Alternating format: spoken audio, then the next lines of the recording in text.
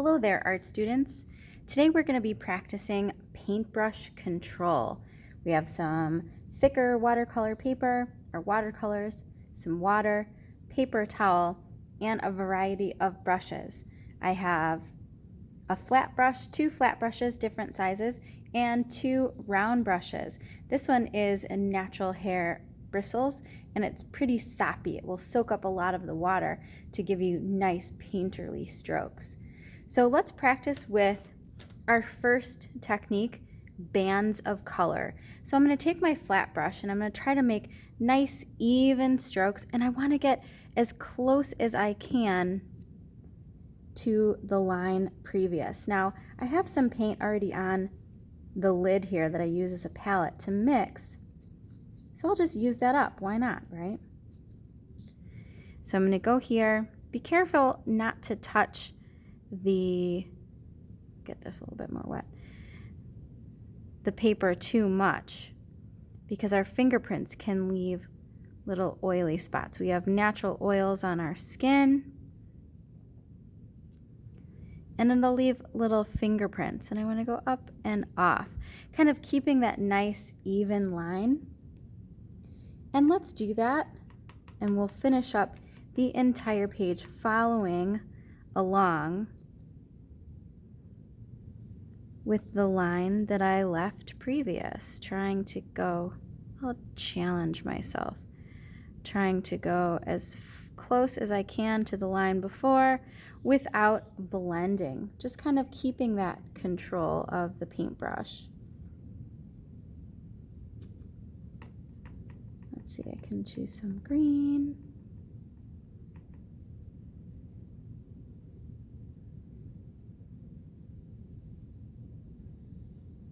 We want to continue and continue. Maybe I'll mix a little bit, whatever is here.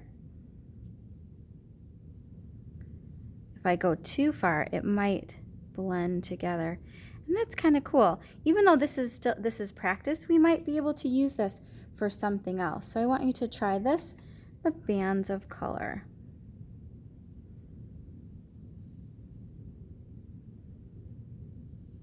And I'll finish that off. Okay, so that's number one. And that's with the flat brush. And you can choose different sizes if you want. Mix it up, whatever colors you want. The second one that we're going to do is thick and thin. So I'm going to take my round brush, because that makes a nice point on the end. And what I want to do is create pressure. So I can push, but then when I lift up, it makes a thinner line. Thicker and thinner, thicker and thinner. Creating this pressure creates a variation of line. Looks really, really pretty. Now I can go a little bit faster, trying to push. Try to create that line, a varying line of pressure, thick and thin. Now let's try to go super thin and thick, super thin and thick, and finish up that page. That's thick and thin. We are going to be using 5 sheets of our sketchbook or watercolor paper today. And the third one, root to tip, or wrist flick. If you've taken my Art 150 class, you know all about root to tip. Whenever you draw hair or fur or anything that grows. And again, this is with the round brush as well. Start from the root and go upwards, root to tip. And practice. You can switch colors. You can see I have some different colors. And this sort of is looking like a little bit of a field or something like that. I can blend. Maybe practice some long strokes, wrist flick, and very short ones. You know, vary your lines to get that good practice in. And I want you to complete the entire page. That's with the round brush. That's wrist flick.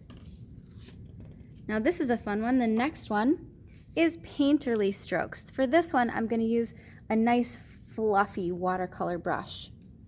And I want to get some paint charged up on that brush and do some strokes, some plops, some strokes. It almost looks like Sumi painting a little bit from my Art 150 class.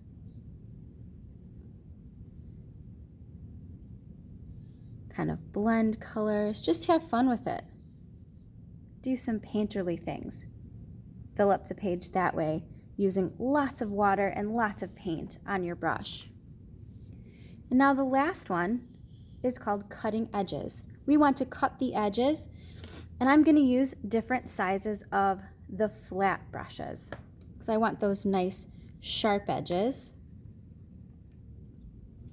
And I can go down and using the side, just practicing to create those nice sharp shapes. Square. Now, we may want to do a tiny circle. I can take a little bit of red. And what I'm going to do is I'm going to set it down and I'm going to swirl it around. Now, I'm not damaging the bristles because I'm being mindful of how I'm spinning it. I'm not like slamming it down, making like a spider. I'm gently gliding it around, and that makes a really cool design. Now I can take that, I can go half in one color, maybe half in another color, and we can try that again.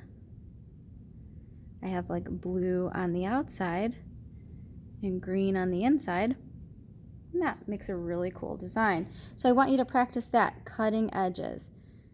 Maybe make a nice sharp rectangle. I just still have my blue and green on here. It's all about experimenting, and I do want you to fill up the entire page. Now we're going to be practicing, we're going to be using about 5 pieces of sketchbook paper during class. So I want you to practice all of these. Bands of color, thick and thin, root to tip, and painterly strokes, and cutting edges.